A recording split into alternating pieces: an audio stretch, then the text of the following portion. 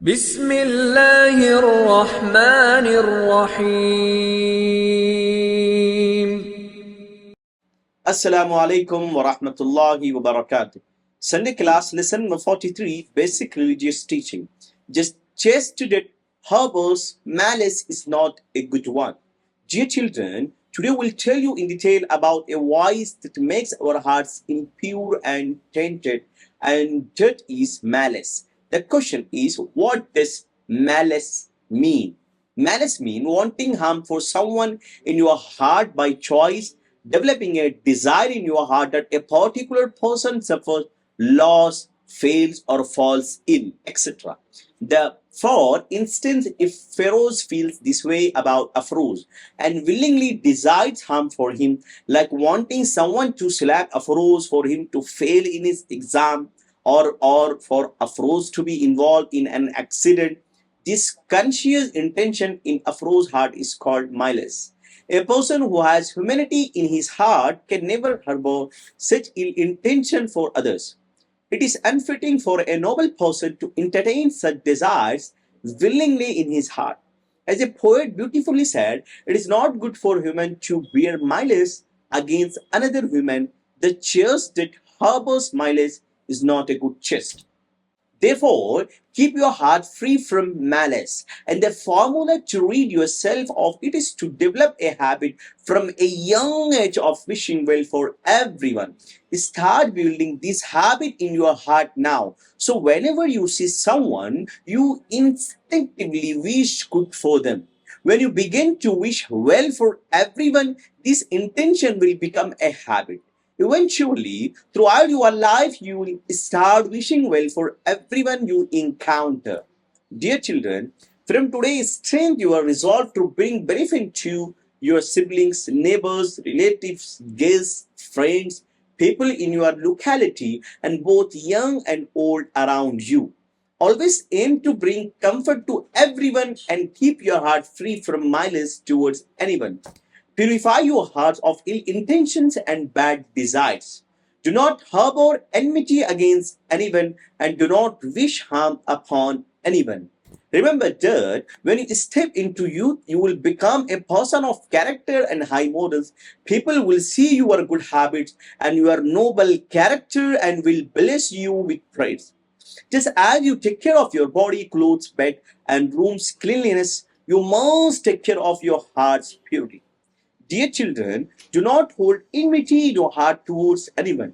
Do not keep grudges or malice against anyone. Always remember that if you have sincerity in your heart and a sincere person and a student, then grudges, enmity, jealousy, malice, and hatred cannot take root in your heart. To become a sincere human being, you must remove all these harmful germs from your heart. Dear children, love cannot enter a heart where malice is being nurtured, and a community filled with malice in their hearts cannot spread love. A person whose heart harbors jealousy, grudges, and malice always remains troubles and restless.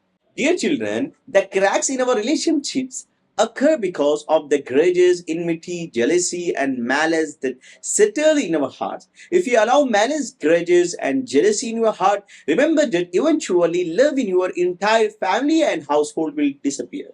Therefore, you must crush malice at the very place where it begins to take root.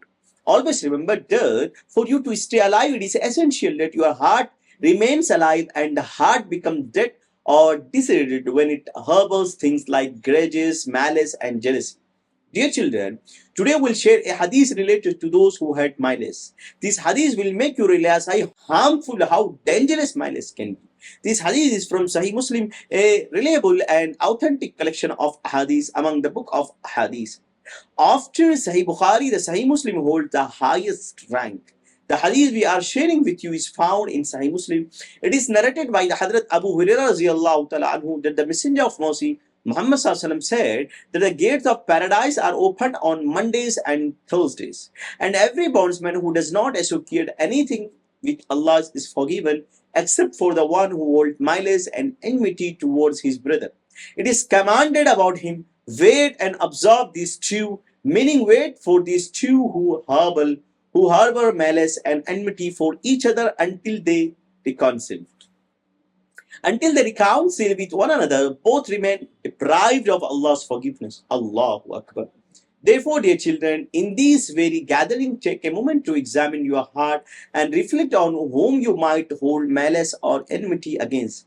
If you find such feelings, immediately seek forgiveness from those with whom you have malice or enmity. Tell them, I have removed everything I held against you from my heart, so you too clear your heart of anything you may hold. This way, both your heart will be purified. Dear children, we want to state something important about malice and enmity with an example. Look, one side you have clothes that have been worn and are now dirty, okay, smelling of sweat. When people see such clothes, they look away, cover their noses, and feel disgusted by them. On the other hand, imagine clothes that are clean, freshly washed, ironed, and neatly arranged. When you see such clothes, they look pleasing. Yes, if they are placed nearby, you do not feel bothered at all.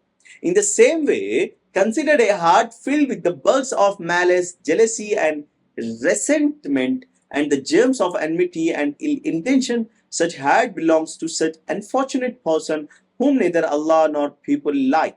If you want your heart to be pure and beloved by Allah and admired by people, then make a firm intention today to cleanse your heart entirely.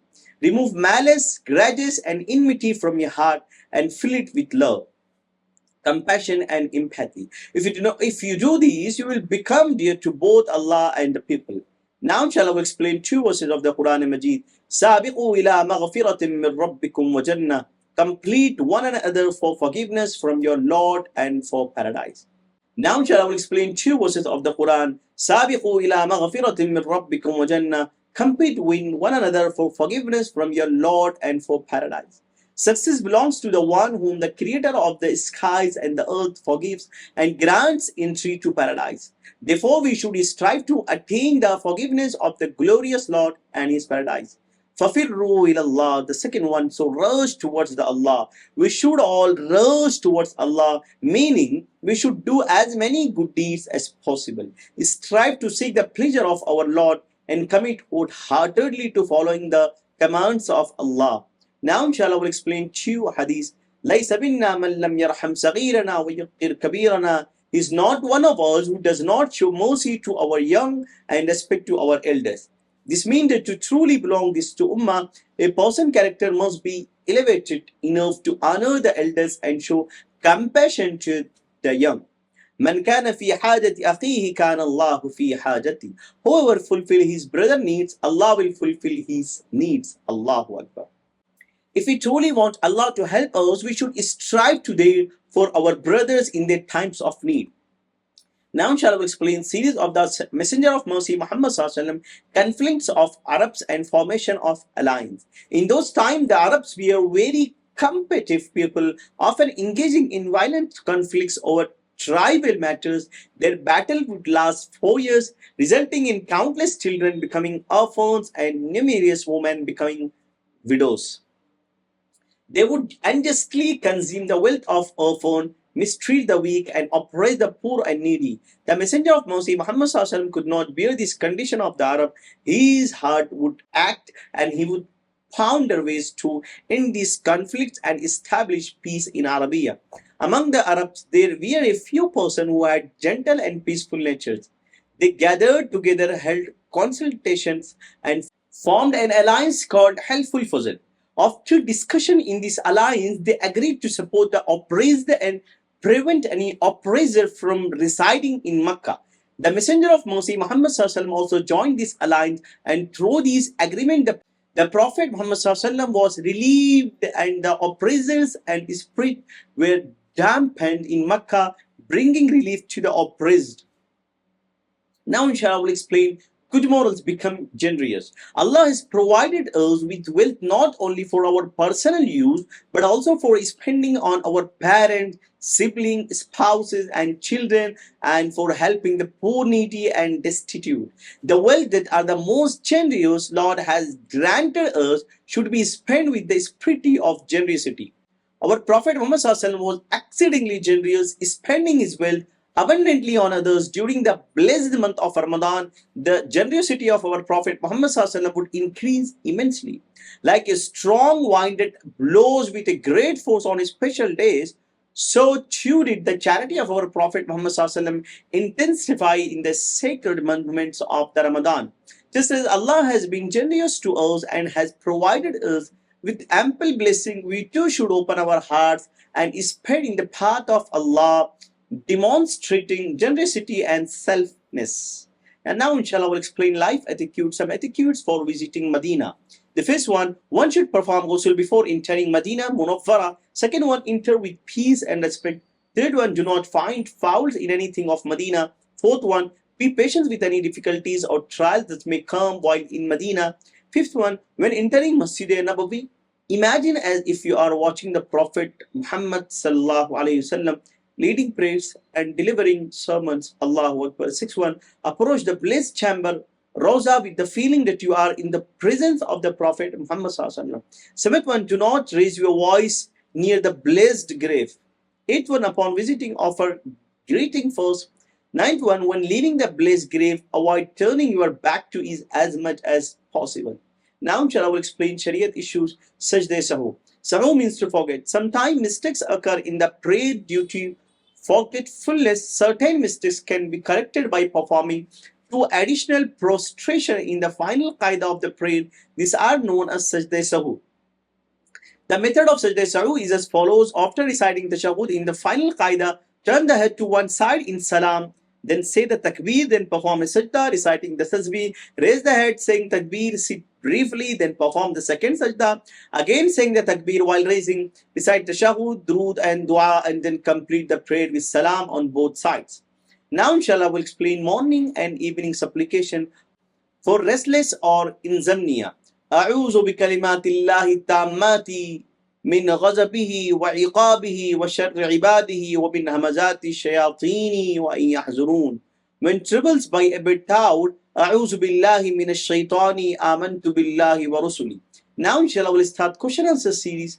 Our question, your answer. The first one, what is the meaning and the definition of malice? Second one, provide an example of malice. Third one, can a person with humanity hold malice toward others? State a line of poetry about malice. Fifth one, can a person with malice in his heart be sincere? Sixth one, state a hadith regarding malice and enmity. Seventh one, have you ever examined your heart to see if it hold any malice? Eighth one, state the example of clothes related to those who have hatred, malice and enmity and those who do not have. Ninth one, does Allah love those who harbor malice and enmity? Tenth one, have you made a resolve today not to keep malice, envy or hostility in your heart? 11th one, what command is given in the verse 21st of the Surah Hadees? 12th one, what does Fafiru ilallah means? 13th one, who helps the one who fulfills their brother's need? 14th one, what was the name of the alliance formed in Mecca? 5th one, how did the generosity of our Prophet Muhammad SAW increase during the month of Ramadan? Okay, children, class is dismissed. I'll see you next Sunday. Barakallahu feek. Assalamu alaikum wa rahmatullahi wa barakatuh.